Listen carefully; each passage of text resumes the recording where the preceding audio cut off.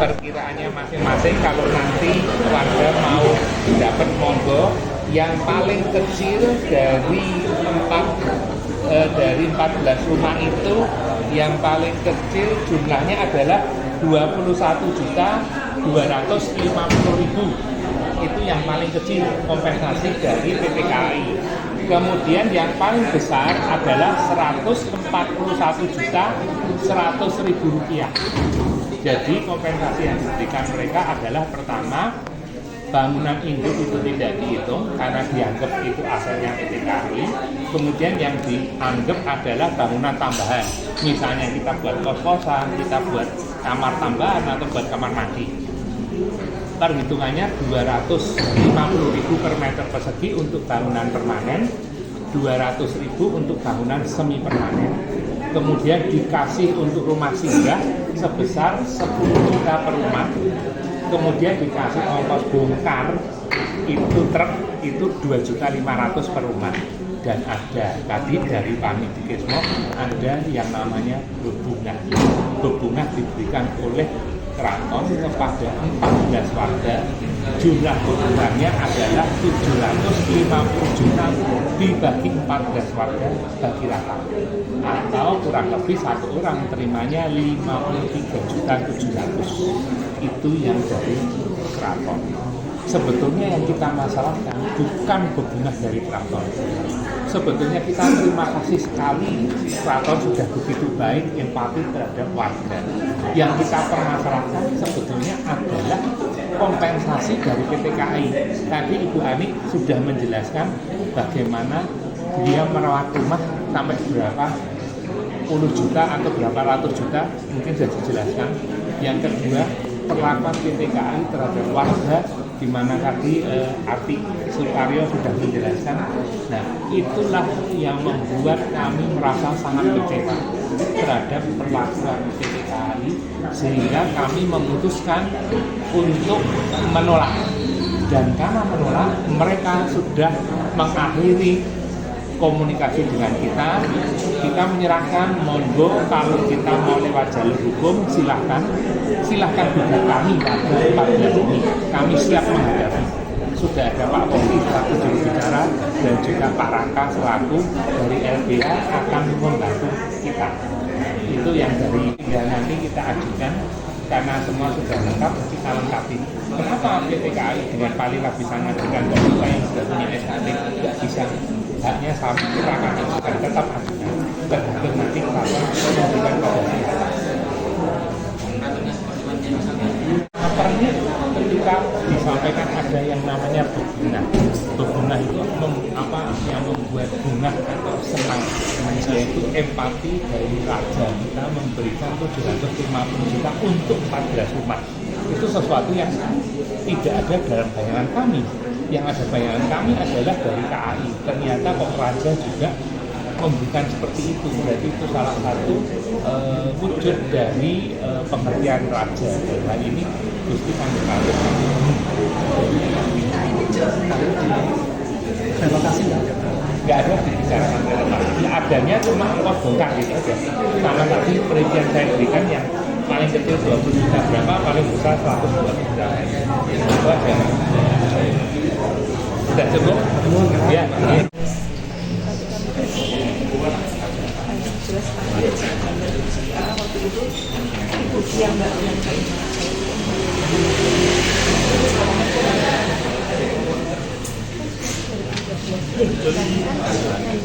Akhir September 2013 lalu buat tunggu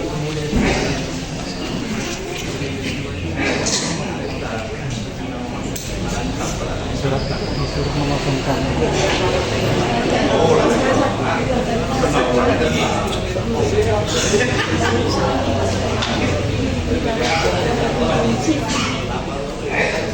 saya mengatakan tugas datang, monggo silakan kalau semua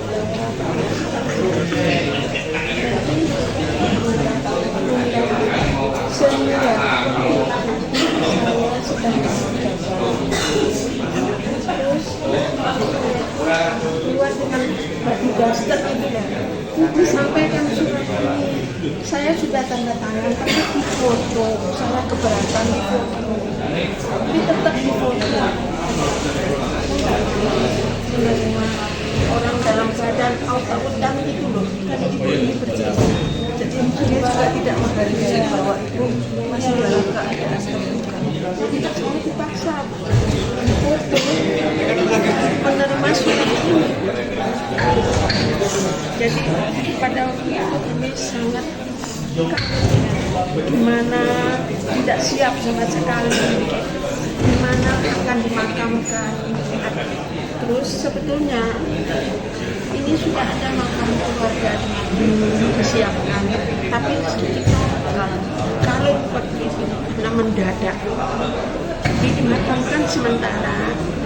Maksud saya dimakamkan di Kuncen, pertama di Kuncen, terus habis itu kita bubuk dengan keadaan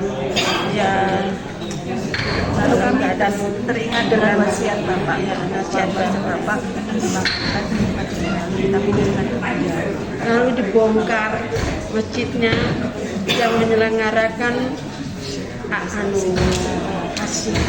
selasi bongkar, akhirnya dipindah ke Madiun.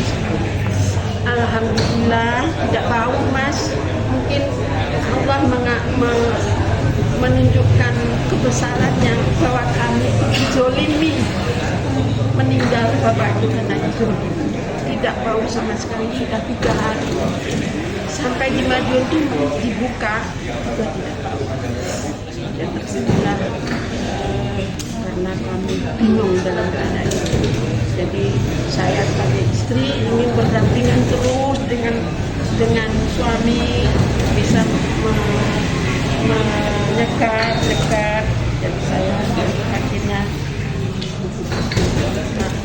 memakamkan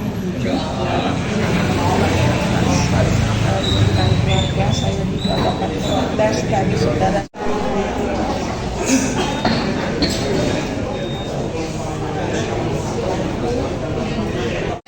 Saya masih menangis merasakan bagaimana sikap Kak Ari terhadap bapak saya, efek walaupun sudah terjadi belasan tahun, tapi masih merasakan.